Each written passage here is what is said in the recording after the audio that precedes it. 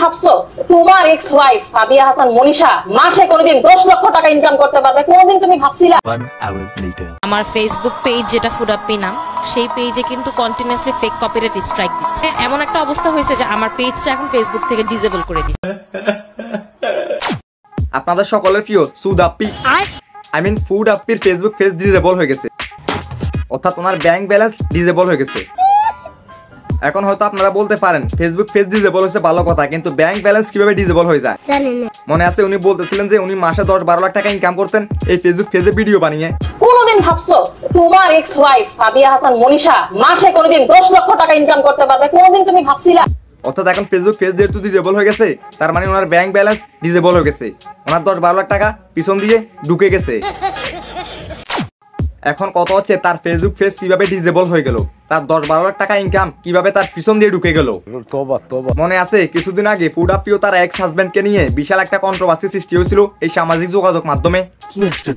সেই সময় food আপ্পির ex husband আর যে কিবরিয়াবার একটা অনুষ্ঠানে ফুড আপ্পির সকল কীর্তকলাপ সকল পোল খুলে দেয়, যেটা দেখে ফুড আপ্পি মোটেও খুশি হননি, যার কারণে তিনিও একটা ভিডিও বানান। আর ওই ভিডিওর মধ্যে তার স্বামীর উপর তিনি বিভিন্ন এলিগেশন আনেন এবং তার স্বামীকে ছোট করার জন্য বিভিন্ন কথাবার্তা বলেন। ঠিক ওই ভিডিওর মধ্যে তিনি একটু অহংকার করে একটা কথা বলেছিলেন, যেটা হচ্ছে গিয়ে তিনি নাকি মাসে 10-12 লাখ টাকা ইনকাম করেন। এই ফুড আপ্পি নাকি মাসে 10-12 লাখ টাকা ইনকাম করেন শুধুমাত্র এই ফেসবুক পেজে ভিডিও আপলোড করে। আর যেহেতু তিনি কথাটা বলেছেন অনেক অহংকার করে তার স্বামীকে ছোট করার উদ্দেশ্যে, তাই জনগণ এই ভিডিওটা এই কথাটা মেনে নিতে পারেনি, যার কারণে আমাদের মতো কিছু ভদ্র সমাজ গিয়ে তার ফেসবুক পেজে বিভিন্ন ফেক কপিরাইট স্ট্রাইক দিতে শুরু করে, বিভিন্ন ভিডিওতে কপিরাইট, বিভিন্ন ছবি পর্যন্ত কপিরাইট দেওয়া শুরু করে। তো স্ট্রাইক দিতে দিতে এমন একটা অবস্থা হয়েছে যে আমার পেজটা এখন ফেসবুক থেকে ডিসেবল করে দিচ্ছে।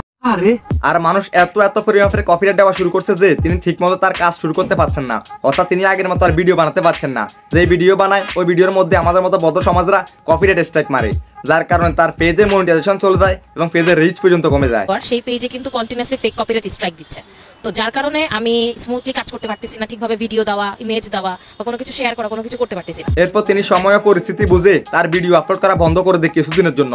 তিনি ভাবছে হয়তো জনগণের প্রতিক্রিয়া কমলে তিনি আবার স্মুথলি কাজ করবে, অর্থাৎ স্মুথলি তিনি আবার ভিডিও আপলোড করবে এবং সেই আগের মতো 10-12 লাখ টাকা ইনকাম করবে।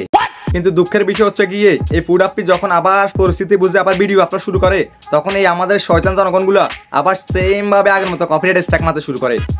এত পরিমাণে স্ট্রাইক করছে যে ফেসবুকে বাধ্য হয়ে তার ফেসবুক পেজটা ডিসেবল করে দেয়, যার কারণে আমাদের সুদ আপ্পির টাকা, তার ইনকাম, তার 10-12 লাখ টাকা তার নিজেরই পিছন দিয়ে স্মুথলি ঢুকে যায়।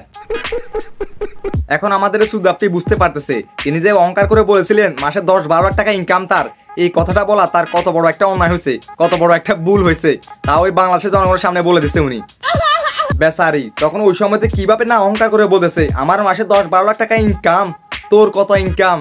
হ্যাঁ এখন তোর ইনকাম, তোর 10-12 লাখ টাকা তোর পিছন দিয়ে বসে থাক, ওগুলো তো দে।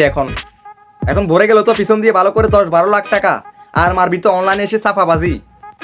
একদম ভালো হয়েছে, একদম এই কাজটা হয়েছে এই বাঙালি যে কাজটা করছে রিপোর্ট মেরে ফেসবুক পেজ উড়ে দিছে, আমি মনে করি একদম ভালো করছে, একদম মানে যথাযথ হয়েছে।